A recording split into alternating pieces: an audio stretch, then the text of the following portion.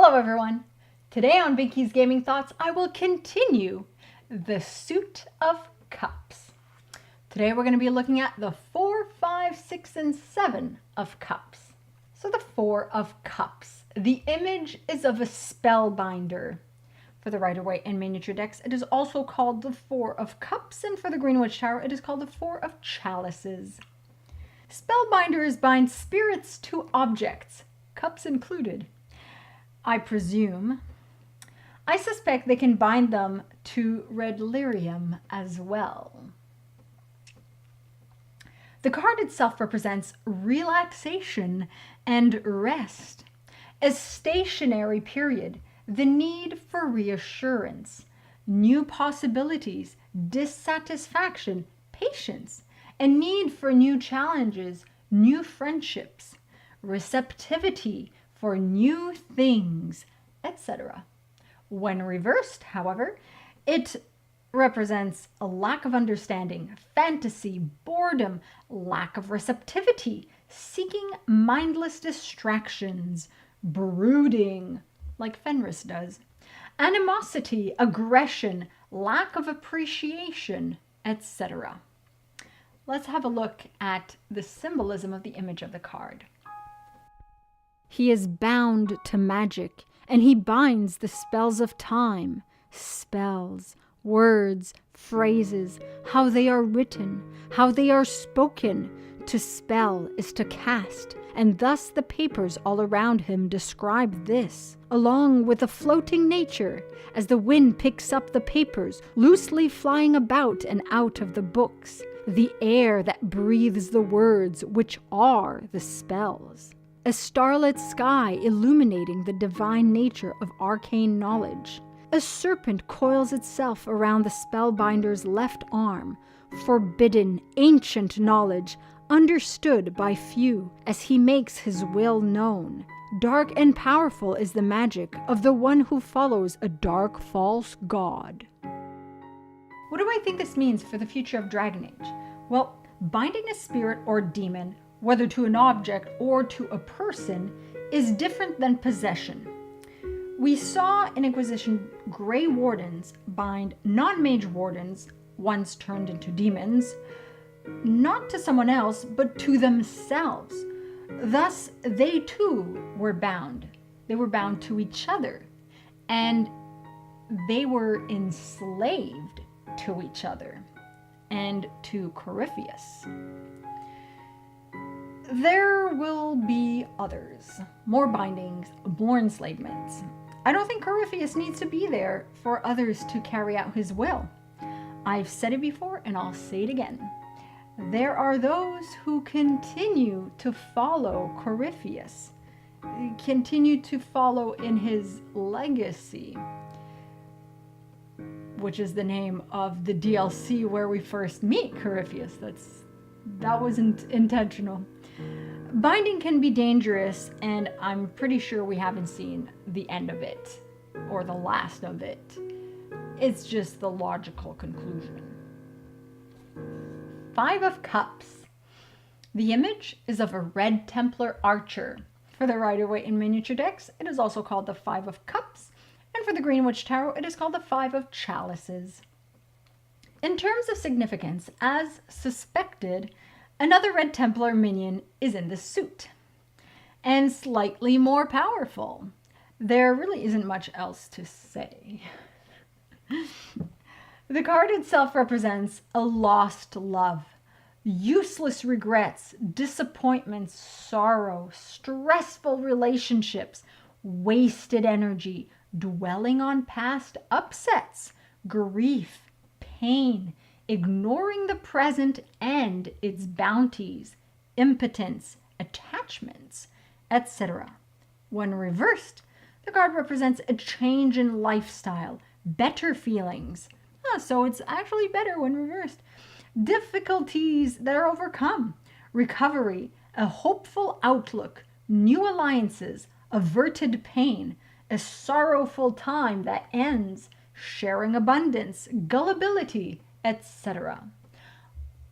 These cards seem to be more positive, if that's how we can look at it, when reversed. So reverse isn't always a bad thing. It just allows us to contemplate certain possible situations at hand.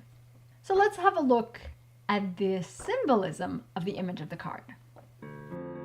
Surrounded by red lyrium, the archer holds his bow, ready to shoot towards the east, a symbol of looking on into the future. However, once again he fails to see, as he is blinded to the truth, thus depicted by the helmet atop his head.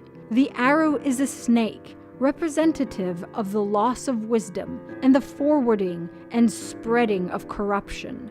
Stars like clubs and spades on his gloves, both black suits, yet both contrasts to each other.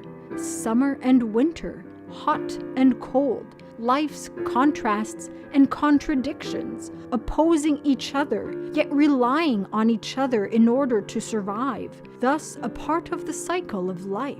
A viper with its jaw wide open floats above the archer, ready to swallow the sky, another symbol of the cycle of life and death, yet spitting out a venom that looks like a growing plant. Death finds all life, yet life strives after death, as it always returns. The nature of this life, pure or corrupted, is what remains to be seen. What do I think this means for the future of Dragon Age? Okay, so I got into a bit of my predictions in the narrative description of this image. In the future of Thedas lies death. Yet there is also life. That sounds like a Lord of the Rings quote. But the thing is, if there is death for whom? And life for whom?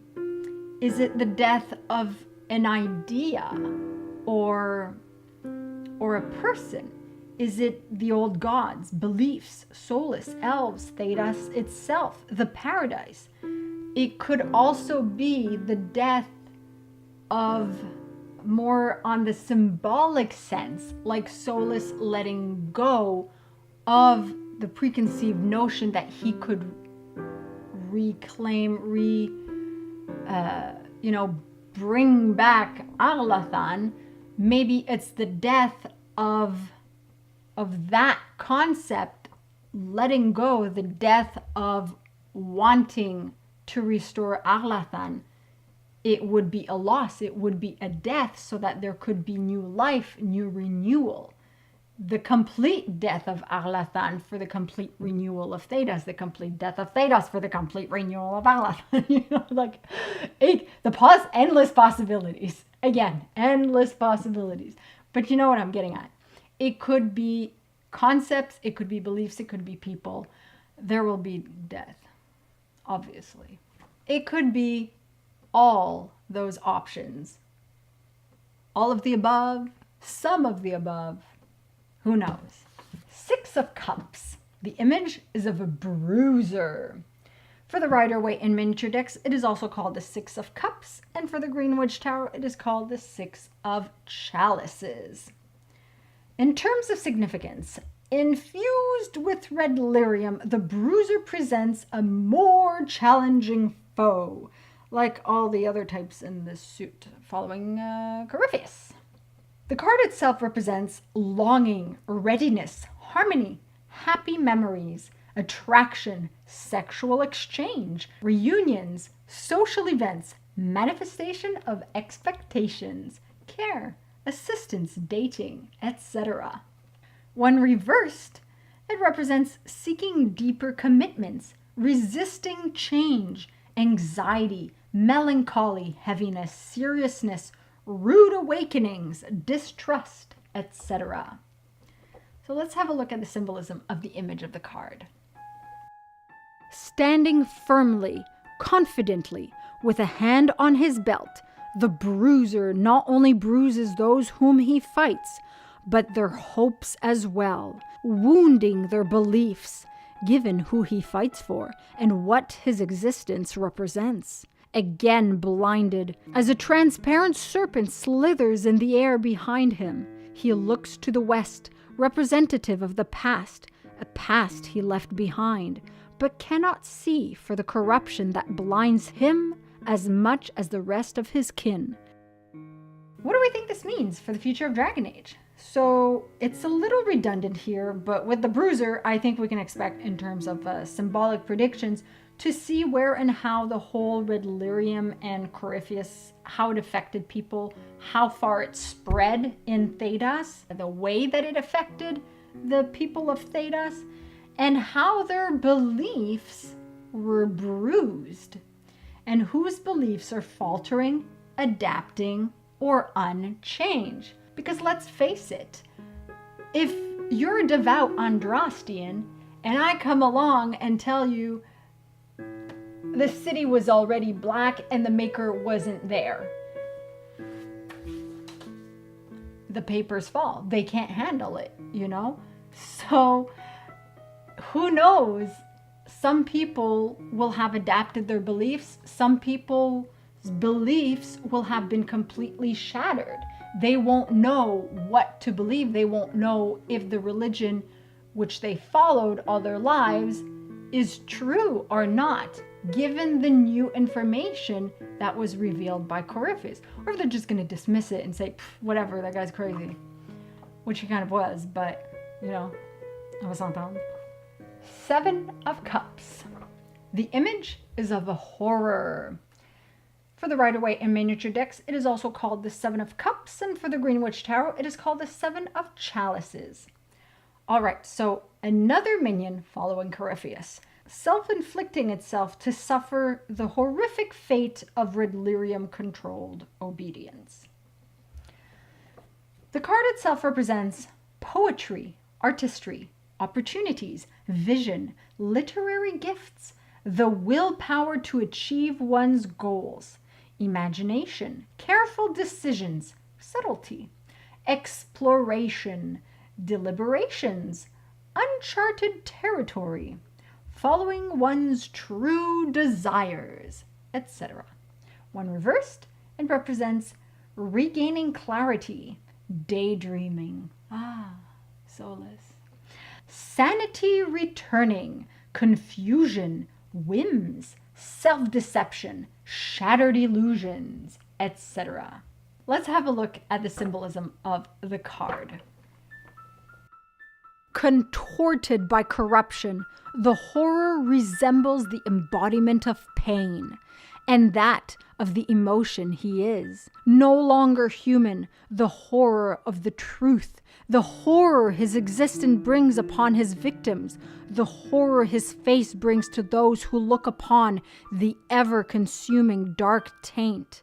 3 white stars, purity of the past, present, and future, that corruption always finds a place to dwell and spread from. This history dictates, and thus it will always be.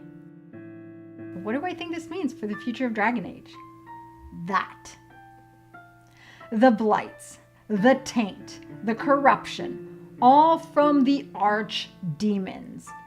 The future may hold more blights, more archdemons, certainly more taint and corruption, and blight-tainted lyrium. Perhaps other lyriums, as discussed a while back with the different colors of lyrium, but definitely more darkspawn-tainted lyrium. Blight-tainted titan. And a blight-tainted titan would certainly be a horrific sight. And that's it for today, folks. Once again, in the description below, I have the link to my transcripts and links to all the decks and the books that I use to reference to determine what the cards actually represent, which are The Path of the Fool by Michael Sarian and The Greenwich Tarot Companion by Anne Mora. Throughout the week, I will be releasing the music to this video, so like this video if you like it, share it with other Dragon Age fans, subscribe if you're not already a subscriber, and I'll see you all soon. Masaranas.